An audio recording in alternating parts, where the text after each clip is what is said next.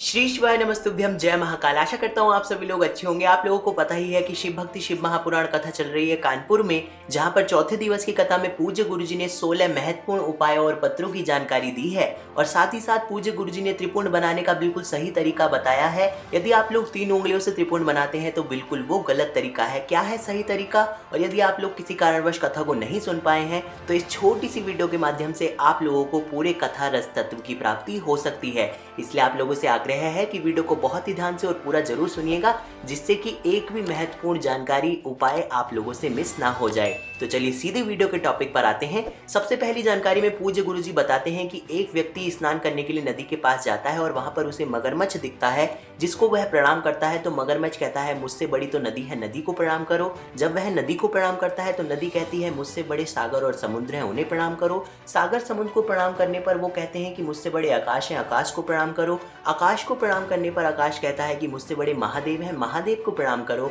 तो जब वह व्यक्ति महादेव को प्रणाम करता है तो महादेव कहते हैं कि मुझसे बड़े हैं मेरे भक्त, इसलिए आप मेरे भक्तों को प्रणाम करो। तो दोस्तों, यदि आप लोग किसी कारणवश मंदिर नहीं जा पाते हैं, तब जो व्यक्ति शंकर भगवान के मंदिर से एक लोटा जल चढ़ा करके आ रहा है, तो यदि आप लोग उसका भी दर्शन कर लेंगे और शिव महापुराण कथा सुन करके जा रहे भक्तों का दर्शन भी आप लोग यदि कर लेंगे तो आपका कल्याण संभव है।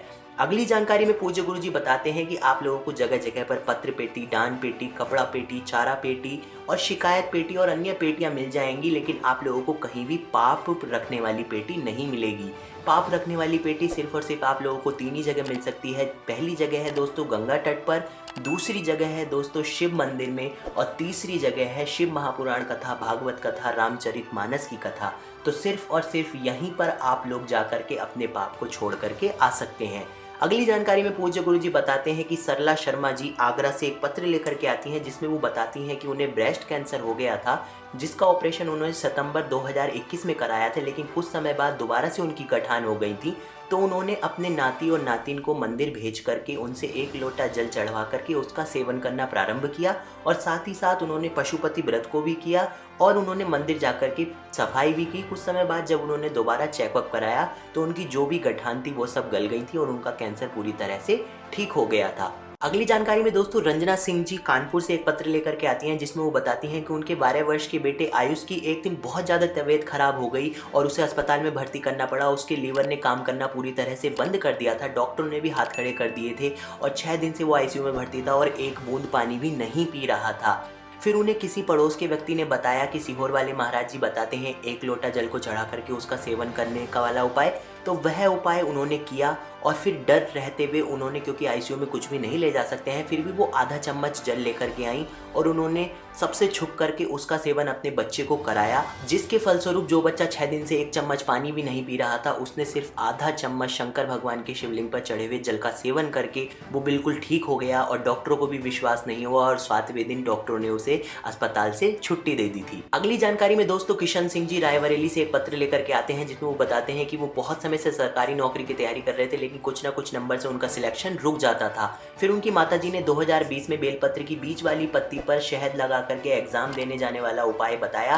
तो उन्होंने वह उपाय भी किया और साथ ही साथ उन्होंने पूरे भाव से पशुपतिनाथ जी का व्रत भी किया, जिसके फलस्वरूप वो आज उत्तर प्रदेश पुलिस में एसआई यानी कि दरोगा के पद पर तैनात हैं। अगली जानकारी में पूज्य गुरुजी बताते हैं कि कानपुर के लोग आप सभी बहुत भाग्यशाली हैं, क्योंकि एक कथा तो आपके यहाँ चल ही रही है, लेकिन साथ ही साथ 13 जनवरी 2023 से रेलवे ग्राउंड कानपुर में ही एक और कथा का आयोजन होने वाला है, इसलिए पूज्य गुरुजी ने सभी को भाग्यशाली बताया है। अगली जानकारी में दोस्तों पूज्य गुरुजी बताते हैं कि आप लोगों को पुण्य सिर्फ और सिर्फ दान देने से नहीं मिलता है। दान देने से तो पुण्य मिलता ही है, लेकिन यदि आप लोग अपने क्रोध को त्याग करके अच्छे वचन बोल करके, अच्छा व्यवहार करके लोगों के साथ बातचीत करेंगे, उनके साथ सत्संग करेंगे, अच्छा भजन कीर्तन करेंगे, तो उसका पुण्य भी आप लोगों को दान के पुण्य के बराबर ही मिलता है। अगली जानकारी में पूज्य गुरुजी बताते हैं कि पशु पक्षियों के कुछ ना कुछ नियम होते हैं। हंस मोती ही खाता है, कौवा गंदगी और मांस ही खाता है और जो शेर होता है वो खुद का करा हुआ शिकार ही खाता है, रखा हुआ शिकार नहीं खाता है, ना ही वो घास खाता है। लेकिन हम जो मनुष्य हैं, हमारे कोई नियम नहीं होते हैं, हमें जो मिलता है हम वो लोग खा लेते हैं। इसलिए हम लोगों को कुछ ना कुछ नियम अपने जीवन में जरूर धारण करने चाहिए। इसके अलावा दोस्तों अगली जानकारी में पूज्य गुरुजी बताते हैं कि हमारे राम जी महाराज प्रतिदिन पार्थिव शिवलिंग का निर्माण करके उनकी पूजा अर्चना करते थे और कृष्ण जी महाराज भी जब उनकी कोई संतान नहीं हो रही थी उन्होंने भी पार्थिव शिवलिंग का निर्माण करके उनकी पूजा अर्चना की, जिसके फलस्वरूप उनको संतान की प्राप्ति हुई। ठीक उसी प्रकार से हम लोगों को भी जब भी हम रुद्राभिषेक कराएं हम लोगों को पार्थिव शिवलिंग का निर्माण करा करके ही रुद्राभिषेक कराना चाहिए। हमारी जो भी मनोकामना होती है उसको शंकर भगवान जल्द से जल्द पूर्ण करते हैं। अगली जानकारी में पूज्य गुरुजी बताते हैं कि पूरे वर्ष भर में 365 दिन होते हैं और हमारे सनातन हिंदू धर्म में 451 त्योहार पड़ते हैं। यानी कि कभी कभी तो हमारे यहाँ एक एक दिन में 3-3 त्योहार पड़ जाते हैं, एकादशी भी 2-2 दिन पड़ जाती है, लेकिन फिर भी हम लोग पता नहीं क्यों 31 दिसंबर को मनाने के लिए परेशान रहते हैं। ये कौन सा त्योहार है, इसलिए आप लोग इस पर जरूर ध्यान दें।